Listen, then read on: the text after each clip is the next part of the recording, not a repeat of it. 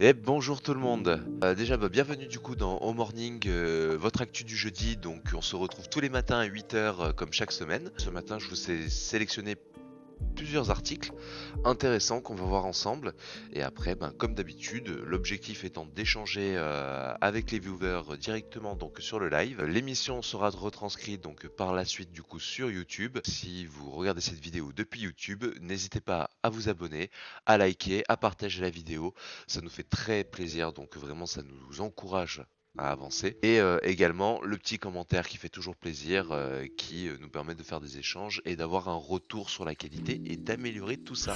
Je vais revenir sur une actu que j'ai donnée la semaine dernière concernant Lost Ark. La semaine dernière, on vous a dit dans l'émission que Lost Ark bloquait donc totalement le transfert entre les serveurs, et donc ça faisait que les joueurs étaient bloqués dans leur instance, ils étaient bloqués dans leur système. Et ça du coup ça a changé. Ils ont entendu la gueulante. On a donc un petit message tout simplement pour nous dire qu'il y aura les transferts en place, que les transferts vont être présents donc sur toutes les plateformes. Simplement pour l'instant il n'y a pas de date à quand est-ce qu'on pourra mettre en place, quand est-ce que cette migration sera en place. Bracing.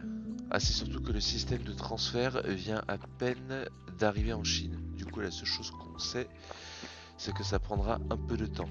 Là, en tout cas au niveau du poste, ils disent qu'ils vont le mettre en place. En revanche, je sais pas si c'est à cause des Chinois qui le mettent.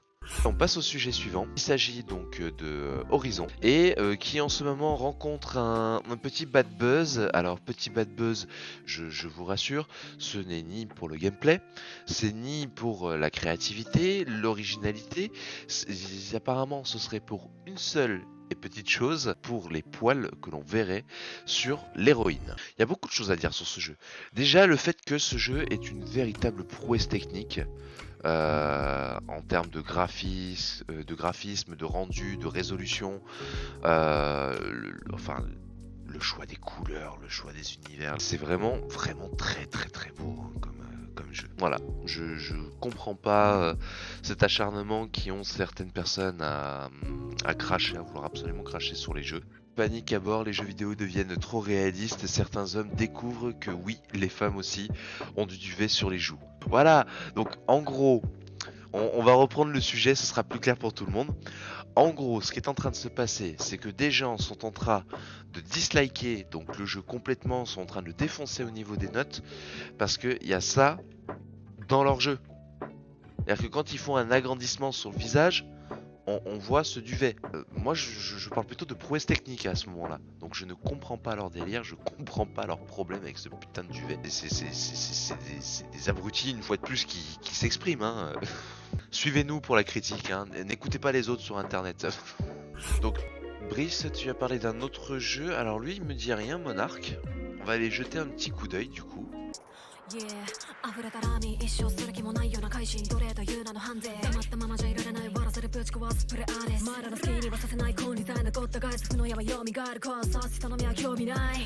Moi perso,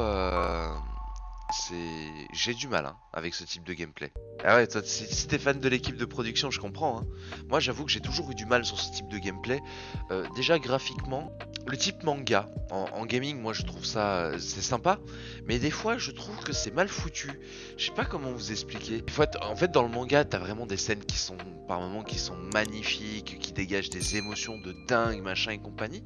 Mais par moments, ça me donne l'effet complètement inverse d'un laxisme ou d'un graphisme qu'ils ont laissé léger, banal. J'ai pas vraiment d'illustration parce que j'ai pas prévu de vous parler de ça. Genshin Impact, hein, qui est extrêmement populaire en ce moment, c'est pareil, je n'arrive pas à y jouer à cause de ça. Ah oui, ah oui. Est-ce que vous avez vu le nouveau thriller de Street Fighter? Merci Sean Reddy pour ton sub. Street Fighter 6, hein, du coup, qui vient un petit peu enterrer ce Street Fighter 5, jugé par beaucoup de joueurs comme étant décevant. Je vais pas dire mauvais parce que c'est pas vrai. Le jeu, je le trouve très bien, Street Fighter 5. Mais tu sens que oui, si tu le compares au 4, c'est moins dynamique, il y a moins de peps, il y a moins d'énergie, mais il est pas mauvais. Techniquement, il est pas mauvais. Et donc Capcom est reparti donc sur une nouvelle version qui va être du coup donc le Street Fighter 6, hein, la suite. Mais il y a une très très grosse critique qui est faite en ce moment dessus. Et quand j'ai regardé le thriller, ça m'a fait petit coup-ci.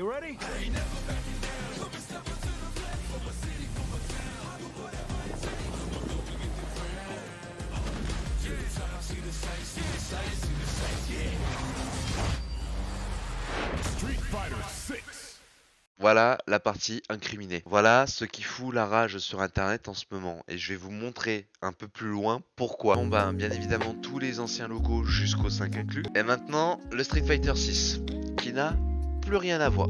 Qui est dégueulasse.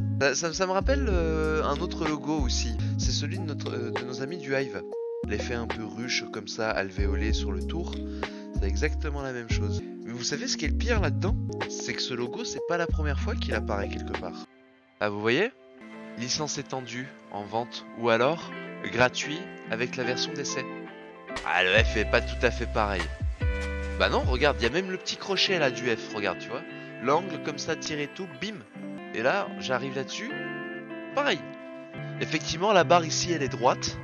Alors que là, on est légèrement incliné, tu vois. On a glissé un petit peu. Ils ont pris le stagiaire, il a sélectionné un truc, ils lui ont donné un budget de 100 euros. Il me fait, vas-y, fais-nous un logo. Le mec, il a pris ça, il a incliné, il a rajouté un petit 0,6. On dirait une notification, bordel. On a des sujets comme le crédit agricole qui ont payé leur logo, par exemple, plus de 2,5 millions. Ou Carrefour qui pareil a payé son enseigne une fortune. La Poste qui a refait son logo il n'y a pas très longtemps, ils ont je crois que c'est pareil, la commande elle a plus de 5 millions.